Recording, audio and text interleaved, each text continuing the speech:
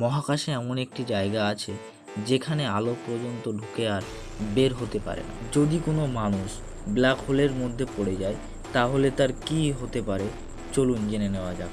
এটি তৈরি হয় যখন কোনো এক বিশাল নক্ষত্র নিজের ওজনের চাপে ধসে পড়ে। এর মহাকর্ষণীয় শক্তি এতটাই বেশি যে আলোও পালাতে পারে না।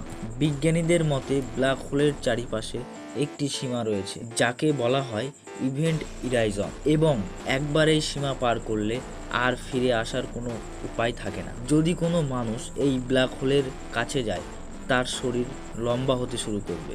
বিজ্ঞানীরা এই ঘটনাকে বলেন স্প্যাগেটিফিকেশন, অর্থাৎ মানুষটি অনেকটা স্প্যাগেটির মতো লম্বা হয়ে যাবে।